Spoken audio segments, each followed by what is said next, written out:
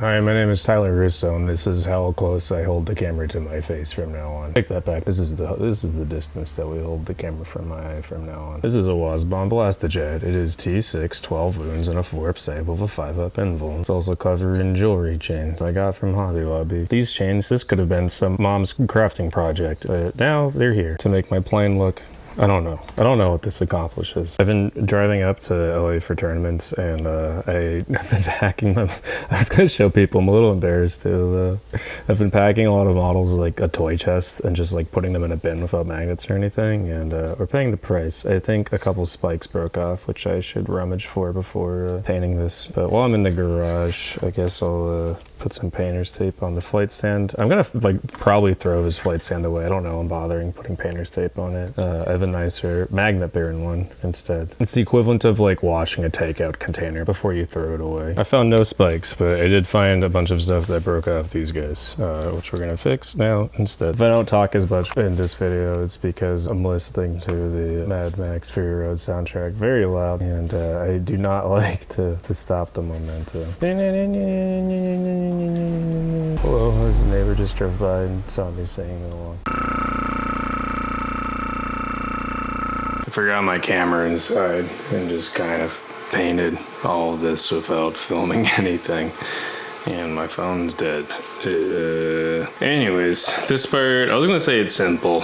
I was gonna say after that, it's simple to me, but then maybe that sounds condescending. I don't know, it genuinely feels simple though. Maybe it's only because I've done it like 15 million times. Yeah, you just gotta dry brush. Maybe you can get a closer zoom, hold up. All right, here we go. Yeah, dry brush the big boy with a couple silvers, couple bronzes. I wanna keep it light. I do a dry brush of bronze scorpion on everything, but super light. You can see in the kill rig how this looks like a little earlier. You can see, yeah, now you can see, maybe. Yeah, it's super light. And then after that, you're gonna wanna do a also very light coat of lead belcher. I'm gonna do a video once I have all my normal camera equipment back. With like fancy lights and a tripod and other such things on just like dry brushing and basic techniques, which is probably something I should have done like a year ago. But yeah, you just do a dry brush of that, and then I use, this color is awesome. It's like this Bronze by Vallejo. It's called, oh, I see, the Italian's in front. Bronze spelled with a C, spelled the normal way over here. Yeah, it's a really nice color. I use it quite a bit, and what you want to do with that is just put a little bit heavier of a dry brush, or ideally, you know, like several light dry brushes on any of the metal areas you want to stand out more. So the pipes of the custom force field, and some of like the metal accents, like over here on the Shuta. Yeah, hopefully you can see it more when I zoom in. And then after that, you'll probably get something lighter than, I got something lighter than I wanted on this model. So I took this brush over here, and then you wet it and fan it so that the tips are a little like frayed on the end. Mix some water with black, and then you can get this like calligraphy brush stroke pattern going. You can see me doing some tests of it on the paper. And then, yeah, you just draw like streaking lines on top of the plane. If I put this in the light, yeah, you can see on the right hand side some of the streaking lines. I can zoom in on it. Yeah, there's like little streaks. And you just do that over the metal after you're done dry brushing, and it creates layers. I mean, you know, most things in real life aren't just a coat of paint on top, right? There's like small amounts of dust and trace amounts of things that changes the texture in delicate ways we don't even consciously perceive when we're going about our days. And if you do this on minis, it makes them look a little more real too. Yeah, you can see it back here too. There's like tiny streaks of black that add some realism. Over here, oh yeah, you can see it right there. Hell yeah, you can see it right there. Yeah, hopefully you get it though. Yeah, just adding little streaks on top with your frayed brush. You need to give it some various levels of opacity. I kept mine pretty watered down for the most part, because I like building it up slowly.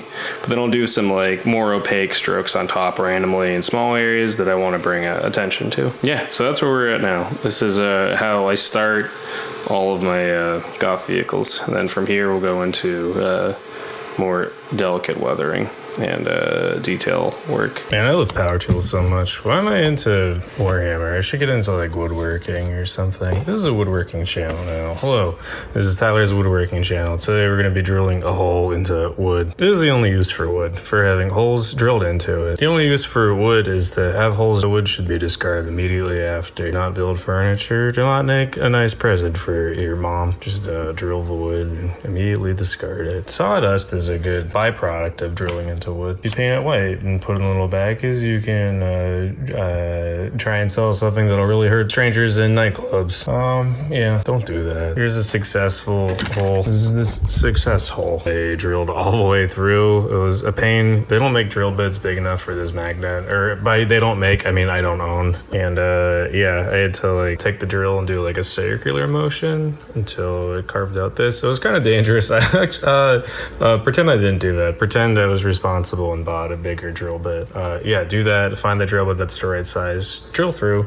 If you make it a little too small, you can use a hobby knife to like scrape the edges. And then yeah, eventually I just push fit this magnet right in. I accidentally drilled straight through the base, but that's okay because I was planning on adding a lot of base decoration to this anyways and going over a lot of it. So yeah, I'm gonna green stuff some tire treads probably. Maybe I should. I'd like it more if I do. I'm gonna green stuff some tire treads right on back there and add some crackle paint too. I was drilling so hard the dang drill bit fell off. I don't know if this is a Killorg painting video. I don't know if this is a Wazbom painting video. I don't know if it's either. I don't know if it's both. This is the video where I give up on Warhammer and discover my true passion is bicycle repair. Maybe I should get into swimming. It's probably too late to train for any Olympic sport. 28's not that old, but it's old enough. What else could I be doing instead of painting Wazbom Blastajets? Talking about giving up on the thing you came here to watch a video about is probably not good content. What do people, maybe, I don't know, but it's my content. What do people like? Anyways, so I airbrushed the white. Look, it's white, it's white. Look at that white. And then this guy, he's got a base coat on too, no? This big, stupid spell crow face. This guy in his arm, I hope no one notices, is too big. It's much bigger than the other arm and the other side. Who cares? Now you all know. Now everyone knows. Yeah, this grot and this grot. They're all white. The whitest grots, you know. And then next, I'm gonna do the off-white. Probably, yeah, I think I got Arid Earth. I forget. Yeah, right, I bought Arid Earth because I decided I don't want to wake up to a big bin full of dried GW paints ever again.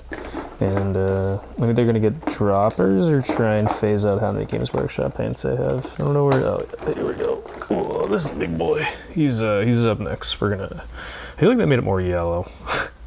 Maybe I do go back to Screaming Skull. This looks more yellow than I remember it being. Whatever. Yeah, we're doing, it's off-white bone time. It's bone time, baby. Time for bones. Bones. We love bones. We all love bones. You probably have bones. I probably have bones. I keep waiting for the moment where I look up from filming and there's a child staring at me or someone trying to deliver a package or a neighbor who wants to see my parents or something. It hasn't happened yet. There are some kids biking, though. I'll stop talking very close by. Yeah.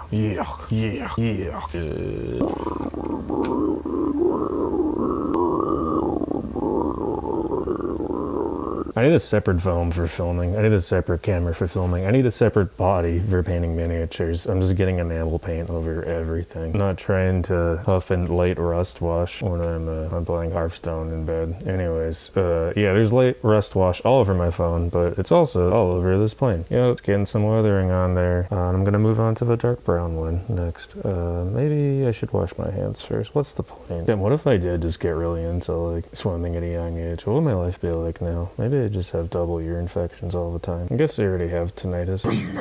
I just finished making waffle fries, sloppy waffle fries out of painter's tape, and now we're going to airbrush bone white on top of them. These aren't perfect, but the age-old excuse still applies. Orcs made them. It would be less perfect if they were perfect. Here it is, the moment of anxiety, or truth. Oh god, is it gonna look like dog shit? Please don't look like dog shit. Maybe, or that looks, I don't know how that looks. Let's keep healing. Yeah, that, I forgot how checkers work. That's not really how checkers work, but it looks fine. Right?